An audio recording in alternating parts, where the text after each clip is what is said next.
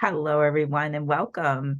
You're listening to the Resilient Mama Show, and I am so excited. I have Brenda Pearce here with me, and we're going to get into a little bit of who she is and what she represents for us in the world. But first of all, I just want to ask you, do you ever wonder how it is that we can have a happier life, even when we're going through, facing our deepest heartbreaks, our deepest challenges?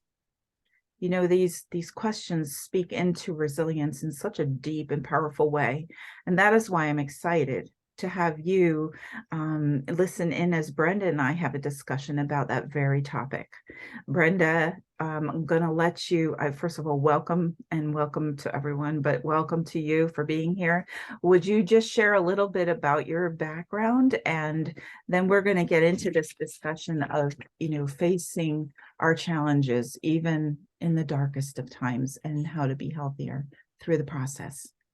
Wonderful. Thank you so much, Laura. And hi to everyone. I'm so glad that we have this chance to be together and create this little circle here today.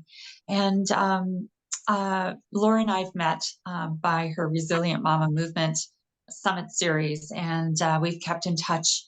And it's been a beautiful synergy of mama energy and resilience, because we need, as mothers, we need to build up that resilience through the years. So my background is I was a 39-year licensed RN and here in Ontario, Canada. And through that process of overcoming my own fears and phobias to become the nurse that I was for that length of time was a real test of resilience in its own right. But then you add to it marriage, becoming a mother, losing a child, raising your children, having more children, and keeping it all together in a career that really touches your heart and can break your soul and your mind and your body, which is what nursing can do. You learn how to become this really wise woman. Now, it doesn't mean I know everything. I absolutely don't, but I've sure gathered the pieces along the way, like almost like pearls. And you thread them on this beautiful necklace, and then over time, it just becomes this 18-inch long, beautiful pearl necklace, with every pearl representing a tear and a joy in your life. And so just before Christmas this year, when it came time to renew my license, I let it go. I let that part of me just drift away off into the ethers so that I can concentrate on the rest of my life being the best of my life. And so I'm here today to share some truth, some tears, some wisdom, some joy, and hopefully some knowledge that you can take and you can make the rest of your life truly your best of your life. So thank you, Laura. Thank you. Thank you for this introduction. I really have always appreciated you from the moment we met, which was way back in September of 2022, right? So, Yeah. and yes, this summit was beautiful. In fact, you shared some beautiful wisdom with us, as well as a process of hypnosis, basically, is what it was. Yeah, of bringing us to our center. And that was such a beautiful experience, so thank you for that. Yeah, and as we talk about challenges, so for example, I myself went through my own challenges as a mom, raising four beautiful daughters to adulthood, and yet experiencing not death as you describe in your experience, but near death in my experience. And I would love for you to share. So we're thinking about resilience, and we're thinking about going through these really heartbreaking times in life. And for you who's listening, maybe it's a diagnosis of your child. Maybe it's an experience like I just saw in the news this morning, experience of bullying that your child is going through. Maybe it's a suicide. Maybe it's there's so many different ways that we are touched in our hearts by different things that we experience in life. And maybe, it doesn't seem so big, but it's big to you.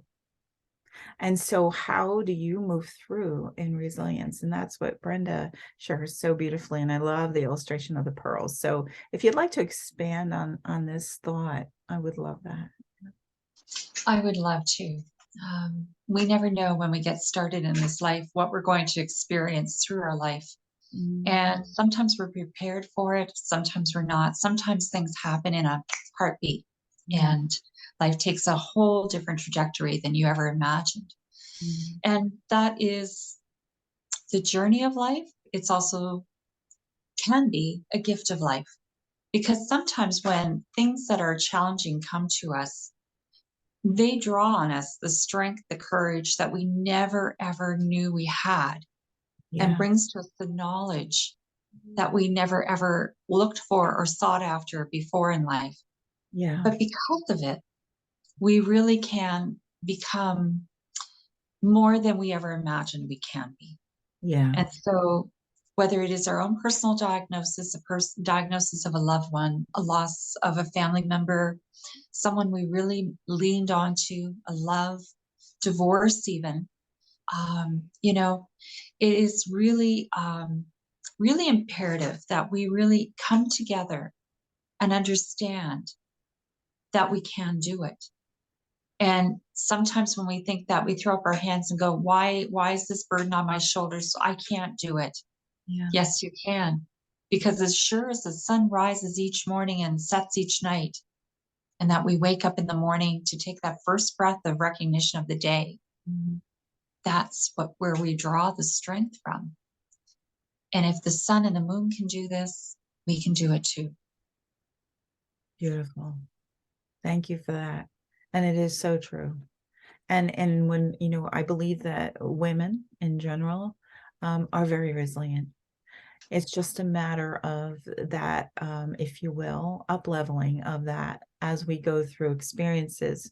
We discover that we can move on through things, but how we move through things is also so helpful because we can move through as if, and we do, at first, I know when I found out about the situation I went through, like at first it was devastating and it was, almost that victim, like, why is this happening? Or what did I do wrong? Or how, all the self-doubt, the fear, the anger, all the emotions rush in, right? Yeah, yeah, they do. And so there's a point where we honor that, and then we need to step into something else, don't we? Yes. Yeah. And the thing is, though, Laura, it really is incumbent on us. And as children, Mhm. I've described the three stages of life, I think, on your podcast or your summit series before, but I would like to just reiterate that. That's good. So when we are children, we Mhm. are in what I call the understanding phase, and we're standing under everything that is dripped onto us, whether it be language, culture, religion. Um, uh, our sense of identity becomes formed by what we're dripped onto or standing under. Yeah. And so when we go out into the world and we either go off to school or we get married or start a job or career or move out of the family home, then Mhm. we go into what I call the inner standing phase. And this is where we start to be buffeted by the sands of time, where we take everything that were dripped onto us, and then we go out. And it's almost like we're in this experimental phase. We're trying on new things, careers, jobs, relationships. Some work, some don't. Some are like, feels like we're taking two steps back, Mhm. one step forward. Mhm. Sometimes we hit the jackpot, we hit it right, and everything goes smooth for a while. But then something comes back to pull us back. Yeah. And so our frame of reference is based on that understanding that we have, that we bring into this time of understanding. And then we have to come up with our own truth. And so, yes, it's good to have the past, which Mhm. helped to frame us, to give us that basis of personal resilience that gets us through this understanding. But then we start to integrate all these new learnings. And Mhm. it's really imperative for us to understand that you're not the only one. Sometimes we feel all alone, Yeah. and we do get into that victim mode because when we get into challenges, we start that process of grief. And grief becomes a very big part of this growth process that we go through in life. Mhm. It's not just when a grief event happens, but there are various stages of grief along the way. And Mhm. it kind of prepares us for that grand event, Mhm. which we never anticipate or never wish on us, ourselves, or anyone that we love, but happens. Yeah. And so victimhood is a normal part of this. Of course, the why. Why did this happen to me? What did I do wrong? Did I eat the wrong food? Did I do the wrong thing? Did I breathe the wrong air? Right. Did I, whatever, the should, and it's the shoulda, shoulda, shouldas that come in that kind of push us back into that understanding mode. It's almost like it puts us back into that default. And we start to judge where we are, what's happening by what happened in the past and how we were raised. Mhm. But the thing is, though, when you start to become gentle with yourself, you come to peace with yourself. That's when the insights come. That's when the people come that you need to help you along the journey. It's when you put up that wall of, victimhood. It really does shroud you from the fact that this is a learning event. This is a life event. This is perhaps why I came in the world for event. Yeah. This is part of my karma event, whatever it is that you believe it to be. This, it when it's truth because it just takes you from it just rattles you from the top of your head to the tips of your toes. And it's one of those events in your life that you really need to pay attention to. Because if you stay in the victimhood, and we see this lots of times we see it a lot in the news today. There's a lot of victimhood there. We see it in our lives, ourselves, our own experiences, our friends, our family members, and this sort of thing. This is when you need to be really gentle with yourself. And gentle, take a deep breath, look for some way of self-help and self-healing to help you to get through the event. Because if you stay stuck in that victimhood, you'll never see the legacy, the lesson, or the reason or purpose that this was here. And if it throws you off your epicenter or throws you off your trajectory of your path you were on, maybe it was meant for a reason. Maybe the path you were on was going to have something very traumatic happen to you, and that this traumatic event was to steer you into a better way of living, a better way of knowing, even in the face of extreme loss. And and this is where this conversation is really important today, Laura, for sure. Yeah. Yeah.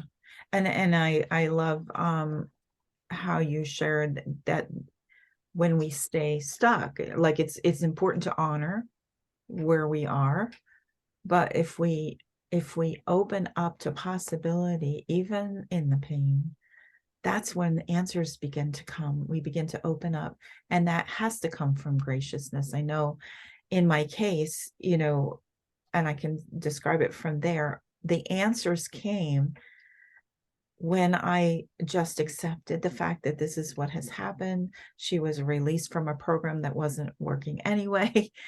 And then doors began to open and the intuition stepped in. And it didn't mean that everyone was on board with what came. They were not. In fact, most weren't. I've more or less stood on my own. But the point is that it took us, her and I, my daughter and I, on a journey of healing, not just her, but me, together, separate but together, like we were making this journey together. And to this day, that mentorship of stepping into resilience in that way, and I didn't know how to describe that then. I had no idea, right? But taking that journey during that time period has actually come full circle because during that time period, I said to her, to relieve some of her things, I said, someday what you're going through is going to give someone else. It's going to serve in some way. And she excitedly called me a few months ago and said, remember when you said that? I Mm. think I know, like a spark came for her to now in a direction that excites her. So, what I Nice. want to say to moms is that yeah, it's awful. It's tough, it can be really tough and it can really hurt. But by moving forward, by stepping into your compassion for yourself and others, and then listening in and following the path of intuition can lead to a shift that you're not expecting. And often it's a shift from where we were understanding, right? It's a new awareness to understand or to, getting through to the other side. Yeah, developing that understanding, right? Which is Understanding. really I our couldn't think of true the word. Yeah. essence. It really is. Oh, and I just love that, because when, it's one thing to go through it yourself, but when you're doing it with a beloved family member Mhm. and they get it, it Mhm. just solidifies you in your getting it and your resilience, and you're both stronger. And when it's truth, people don't forget it. They really don't. It becomes your true essence. It's like you're finally taking that deep breath for the first time in your life. You go, oh, thank you. Yeah. And to that Gratitude. point, to that point, may I say, Brenda, that the what I'm observing in the world, what I see, when we're first born, the first thing we do is take a breath, right? And Mhm. yet our busyness and our distractions and the cement that's piled on top of us of beliefs that don't serve us, right? All this keeps us from taking the breath. Yes. And so the first step for each of us can be to take so simple, take some breaths. Yeah. It's just that basic. But when somebody is in that victim mode or in that first flush of, the pain, the fear, the anxiety of it all, they constrict and they can't take that breath. It's like somebody's got their hands around your neck, and you freeze. And that's that flight mode that comes from adrenal um, high or fatigue or whatever, because of that whole thing from a physiological sense. There's a lot that goes along when we get into that first shock, Yeah. that takes over physiologically. And yet we have control. We have control. When you finally take that deep breath, force yourself to breathe. Mhm. And it's not easy because those around us that are kind of vicariously or going through it at the same time, they're constricted as well. Yeah. And so it is incumbent on them, and sometimes they inflict their their uneasiness or their dis-ease on us, which prevents us from being okay to take that breath. Yeah. Or it's incumbent on us to be the one to show them how to take that first breath. But Mhm. it takes just realizing that that's like the key that opens the door to things changing. Yeah. So in the world of grief, it's interesting because parents, and as a parent of loss, Yes. um, I Which I love. know that I see that. You go to social media and you see these groups of grief, and your heart just bleeds for everyone that's posting about their child, their loved one, their spouse, whatever. Um, and as the person going through that grief, it's interesting because when others around you are done grieving, they expect you to be done your grief. And yet it is a powerful journey of that is individualized to you as you go through that. But I know that, and lots of times people get upset when other people try to tell them, okay, get over it now. It's been a year, or it's been this.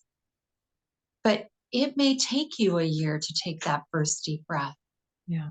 but it's okay. It's your breath to take. Mhm. And that's what I want to really share with people, that just because people around you, and as you had intimated as well, that other people were not on board or were having different opinions, like we say, men are from Mars, women are from Venus. Men grieve differently, even in a relationship where you're solid like this. He's going to go on his own journey. Yeah. You're going to go on yours. Yes. But don't let it rip you apart unnecessarily just because they are inflicting their limiting beliefs on you. Mm-hmm. That it's really important for you to be okay with you being you. Yeah. And oftentimes, as women, we're nurturers.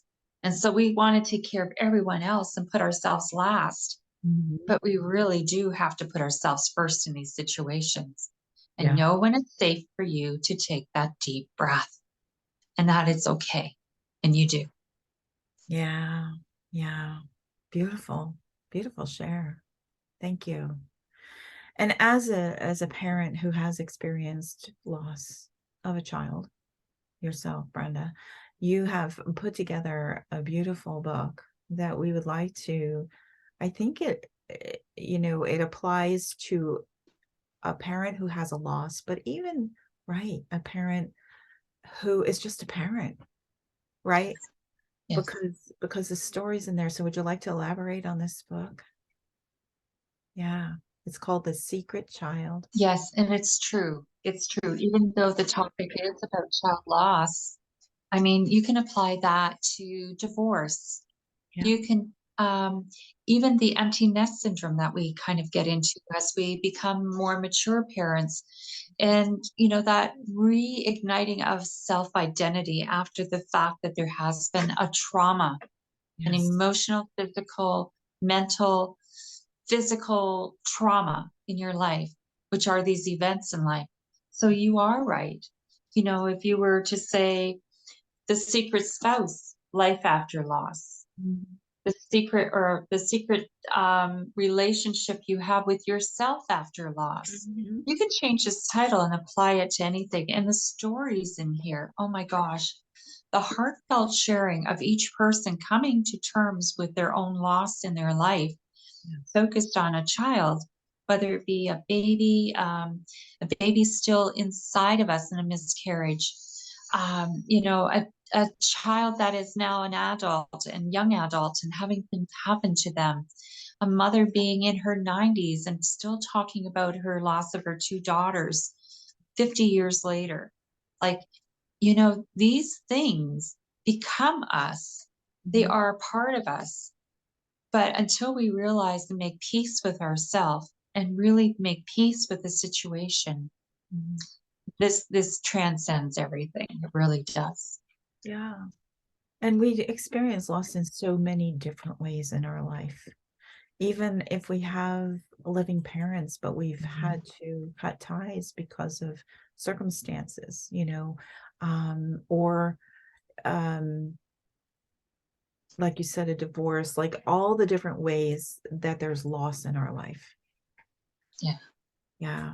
So it's beautiful. So yeah, so that where can they find the book? Or well, I'm going to put the link tree in. Brenda has a link tree with all her beautiful gifts that she brings to the world. So yeah, Well, thank you. Yes, and it's available on Amazon. We were fortunate to launch we started with a soft cover, and this was really important to us. Most people start with a Kindle version of their books when they launch on Amazon, but it was really important for us to give something physical to all the contributors and all the parents that they can hold on. If they can't hold the hand of their child anymore, they could hold the book.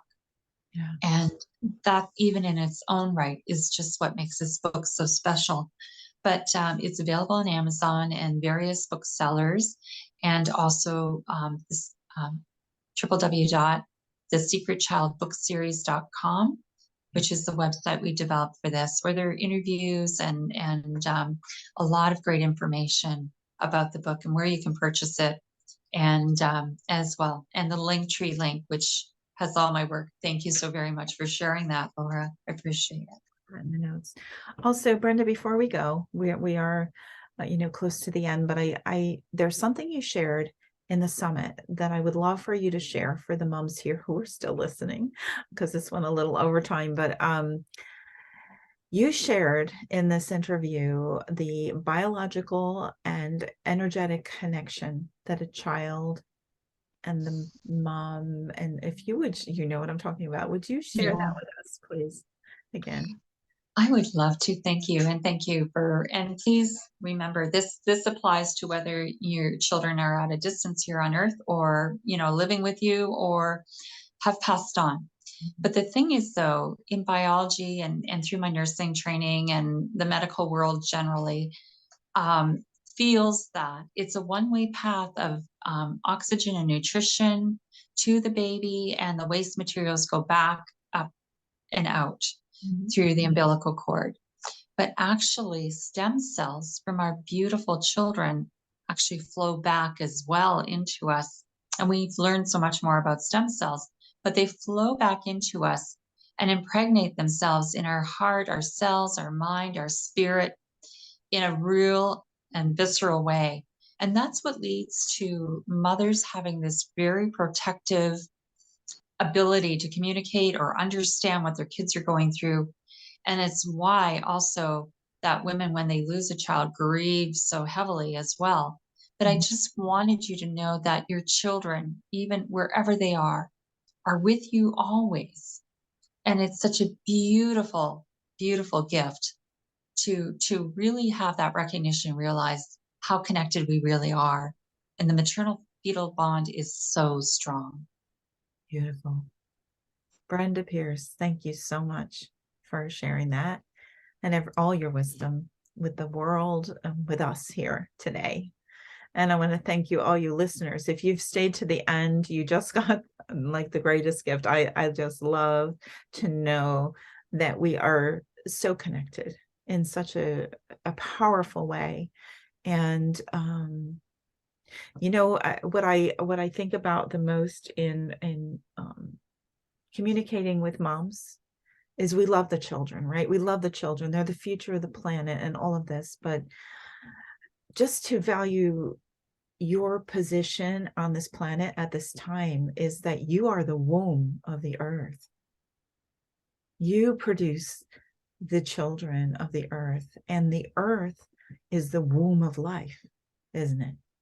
So you're very connected and very interactive, and we are all one. And so as we serve as women and mothers, we are not just helping our future women, but we are helping also our future males to position themselves, because we know where we belong, and then they naturally form where they belong. And so it becomes, if when you have sons, that whole aspect is just full circle and beautiful. So resilience is important. And yes, and please, my website is the Resilient Mama Movement Academy, and you can find this also there. I will be posted as a blog. So I look forward to interacting with you again. And in the meantime, thank you so much for joining us. Big love to you. And thank you, Brenda.